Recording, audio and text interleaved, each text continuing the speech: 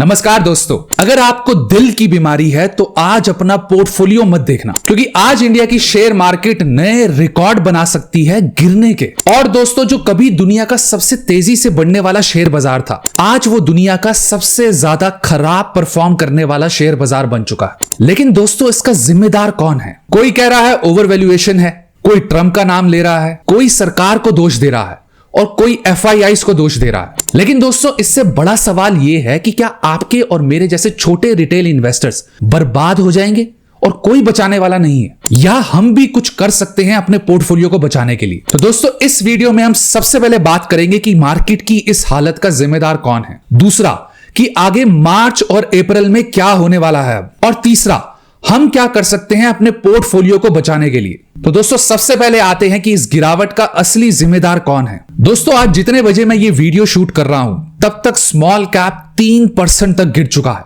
सिर्फ एक ही दिन में। मिड कैप भी करीबन 3% तक गिर चुका है और निफ्टी करीबन 1.5-2% गिर चुका है। और जब तक मार्केट बंद होगी, पता नहीं ये बाजार कहां जाएगा। और दोस्तों, अगर मेरे खुद के लॉस की बात करें तो सिर्फ आज की डेट में मुझे 1.5 से 2.25 लाख का लॉस हुआ है, सिर्फ म्यूचुअल फंड के पोर्टफोलियो में।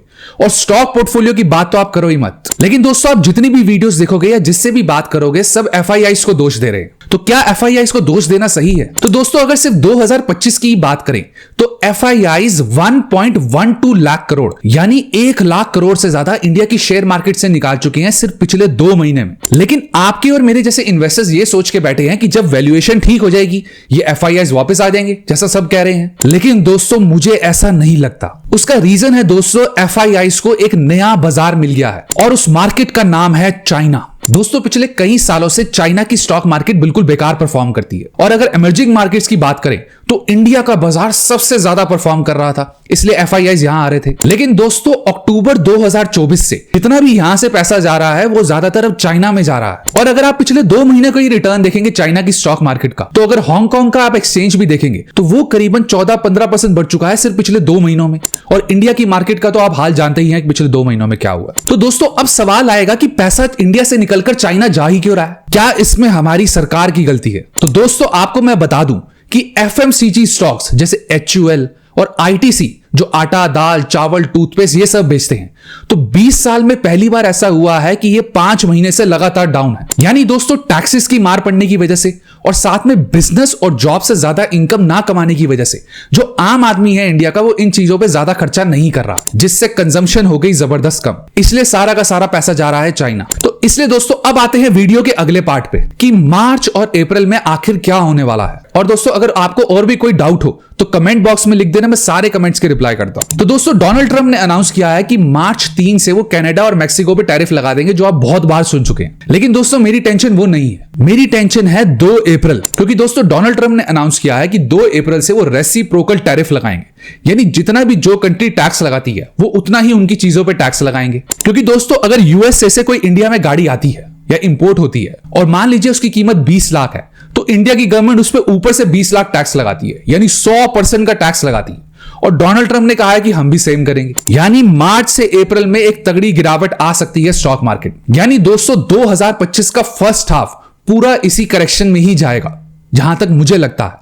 और सेकेंड हाफ से यानी जून के बाद से हम मार्केट थोड़ी स्टेबल होते हुए या ऊपर जाते स्टार्ट होते हुए देख सकते हैं। तो दोस्तों, इसलिए आखिरी पार्ट वीडियो का बहुत इंपॉर्टेंट है कि हम अपने पोर्टफोलियो को कैसे बचाएं। लेकिन दोस्तों, मैं आगे की बात बताऊं उससे पहले एक जरूरी बात। दोस्तों, अब आप अपनी स्क्रीन पे मेरे म्यूचुअल फंड पोर्टफोलियो का एक्सपर्ट रिव्यू रिपोर्ट देख सकते हैं। यह रिपोर्ट है मेरे म्यूचुअल फंड पोर्टफोलियो की। तो दोस्तों, आप देखेंगे कि मेरा इसमें नाम लिखा है, मेरा इसमें रिस्क प्रोफाइल लिखा है, नंबर ऑफ स्कीम, अमाउंट लिखा है, और साथ में मुझे इस रिपोर्ट में बताया गया है कि मेरी एसेट एलोकेशन कौन कौन से सेक्टर में है, कितने नंबर ऑफ फंड्स हैं, इन सब फंड में से कौन से क्वालिटी फंड्स हैं जिनमें दम है, और कौन से रिस्क वाले फंड हैं जो मेरे पोर्टफोलियो को बर्बाद कर सकते हैं। यानी दोस्तों, अगर आप लोकल लैंग्वेज में कहें तो ये मेरे म्यूचुअल फंड पोर्टफोलियो की फाइनेंशियल कुंडली बताता है, यानी मेरे म्यूचुअल फंड पोर्टफोलियो में कितनी जान है। और दोस्तों, सिर्फ ये ही नहीं, आप अपने स्टॉक पोर्टफोलियो की भी फ्री एक्सपर्ट रिव्यू रिपोर्ट ले सकते हैं। जैसे आप देख सकते हैं मेरे पोर्टफोलियो की भी इसमें रिव्यू है कि मेरे पोर्टफोलियो में कितनी जान है, कितनी ज्यादा होल्डिंग है, एलोकेशन सही है कि नहीं, सेक्टर सही है कि नहीं। दोस्तों, ये रिपोर्ट्स मुझे फ्री में प्रोवाइड की हैं रिपीटिंग ने। अब दोस्तों, सवाल आएगा रिपीटिंग है क्या? दोस्तों, रिपीटिंग एक मॉडर्न एसेट मैनेजमेंट कंपनी जिसे बनाया है bunch of stock market experts ने। जो आपके म्यूचुअल फंड या स्टॉक पोर्टफोलियो को रिव्यू करते हैं और उस पे एक एक्सपर्ट रिपोर्ट बना के देते हैं कि उसमें कितनी जान और आपकी क्या गलतियां हैं और आपके अच्छी चीजें कौन सी हैं, और वो भी सब कुछ फ्री में। यानी दोस्तों ये आपको गाइड करते हैं कि आप अपने पोर्टफोलियो में क्या बेटर कर सकते हैं। और दोस्तों सिर्फ यही नहीं, रिपीटिंग आपको स्मॉल केसेस भी प्रोवाइड करता है अलग अलग थीम्स के।